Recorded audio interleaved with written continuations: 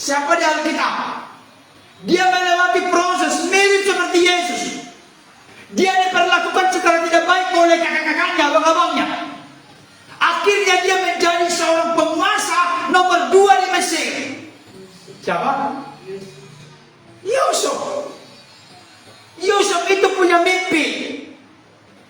Yusuf punya impian. Impiannya menjadi kenyataan. Tapi sebelum impian menjadi kenyataan, Yusuf harus melewati proses penderitaan yang bertubi-tubi silih berganti. Tapi Yusuf tetap konsisten mencintai, mengasihi Tuhan, hidup dalam kekudusan, hidup dalam takut akan Tuhan.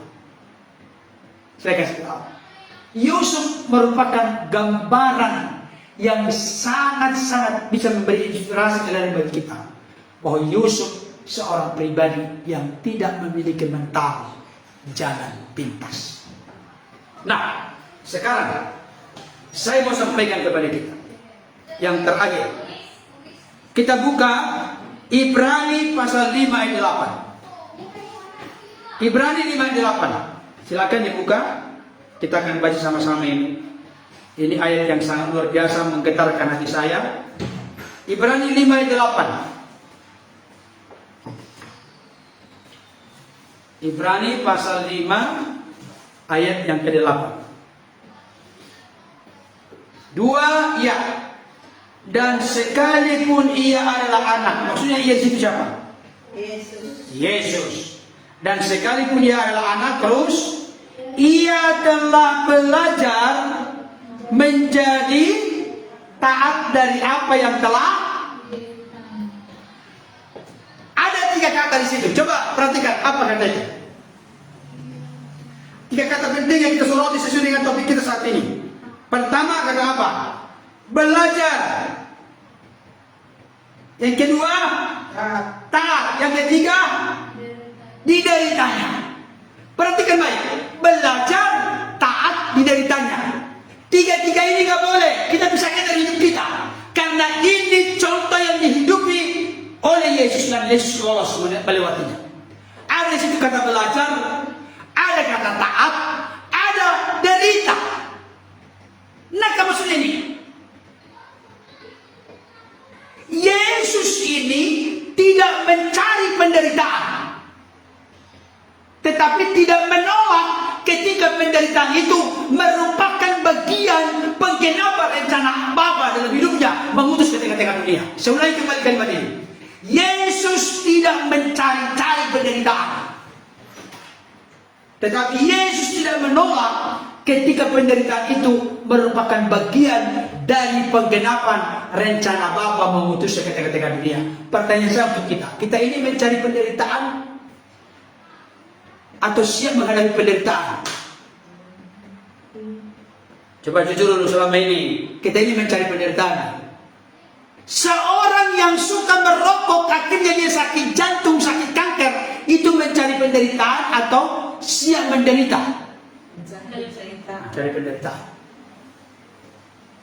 Pola hidup yang salah itu mencari penderitaan.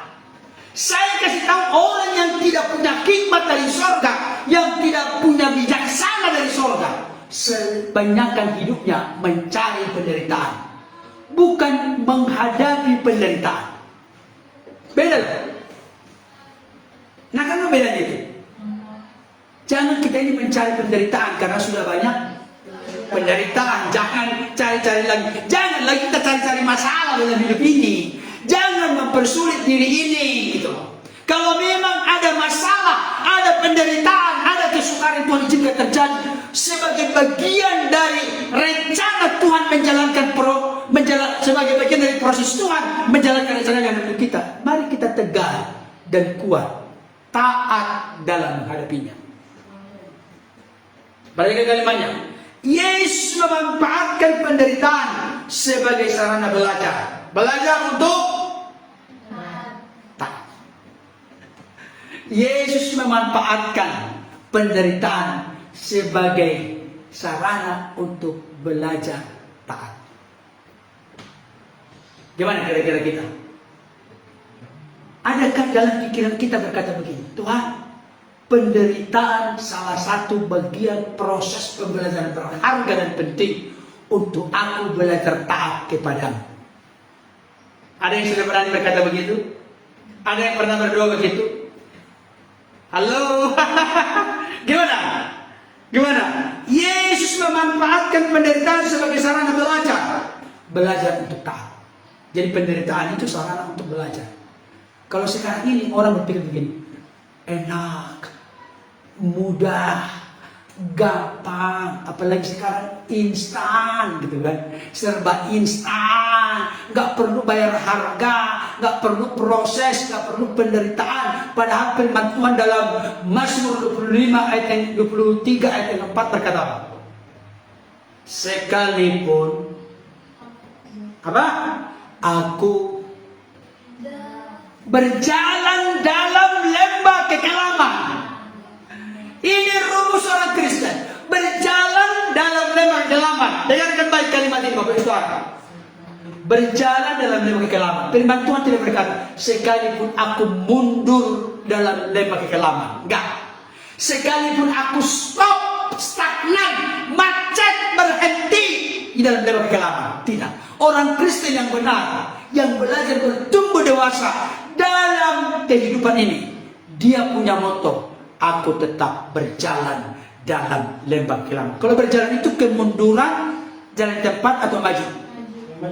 Maju. Ada di sini yang sudah begitu? Di dalam lembah kekelaman tahu? Lembah kegelapan, lembah pergumulan, lembah penderitaan, lembah masalah, lembah air mata, dan seterusnya. Kita bisa berjalan, memiliki progres, pertumbuhan, proses pendewasaan di tengah-tengah lembah kekelaman. Itulah yang dihidupi oleh Yesus Putra Allah yang hidup, yang datang di tengah-tengah dunia 3,5 tahun pelayanan di dunia sampai mati di kayu salib. Dia belajar taat dari apa yang dideritanya. Kalimatnya begini. Dalam diri Yesus bertemu penderitaan yang kreatif dan pelajaran yang produktif. Bayangkan, penderitaan yang kreatif artinya apa? Penderitaan itu bukan dilengkapkan, bukan justru melemahkan, tapi penderitaan itu menjadi strategi cara Tuhan membawa dia hidupnya bermanfaat bagi orang lain. Siapakah tokoh terbesar sepanjang sejarah segala abad yang bisa memindahkan manusia yang berdosa ke surga? Siapa? Ada tokoh di dunia ini? Ada? Siapakah tokoh yang sudah mati di kayu salib, bangkit pada hari ketiga, naik ke surga menjadi tempat kepada kita? Siapa? Adakah tokoh lain? Sekarang mereka masih almarhum, masih di kuburan sekarang. Ikutilah yang jelas. Siapa yang jelas? Yesus. Saudara pilih kasih Tuhan, Yesus menderita dalam pelajarannya dan belajar dari penderitaannya. Ini kalimat-kalimat yang bagus. Yesus menderita dalam pembelajarannya. Ketika dia belajar, menderita. Jadi adik-adik kita, sini anak-anak kita, tolong jangan hanya nyaman-nyaman saja. Coba, kalau mau belajar sungguh-sungguh, harus mengorbankan apa? Waktu, tenaga, apa lagi? Bermain. Mengorbankan apa? Bermainnya, banyak hal. Jadi kalau saat ini anak-anak kita remaja pemuda, mereka belum merasa menderita ketika belajar. Saya kasih tahu, engkau belum sungguh-sungguh belajar. Dengarkan baik kalimat ini. Aduh, enak banget. Google Portugis menguasai Malaka tahun berapa? Langsung Google datang menjawab 1511. Apa selesai? Enak. Nomor 2, Sultan Hasanuddin meninggal tahun berapa? Ada apa lagi? Jadi ringan gitu loh. Tapi coba pikirkan, Sultan Hasanuddin, apa yang menjadi kelebihannya, apa yang menjadi strateginya, apa yang menjadi filosofi hidup yang ditinggalkannya, itu beda kan? Beda. Tapi kalau hanya tahun berapa, siapa nama bapaknya, siapa nama ibunya, siapa nama istrinya, waduh, tinggal suara-suara doang, apalagi suara sekarang. Ada suara juga dipencet suara kan? Ada. Speaker Google. Malaka jatuh ke tangan Portugis tahun, langsung jawab itu 1511. Bayangkan, ini contohkan oleh Yesus. Proses pembelajaran taat dari apa yang dideritanya. Nakakah maksudnya ini? Saya tidak mengajak bagi saudara, ayo kita semua menderita, ayo menderita. Bukan.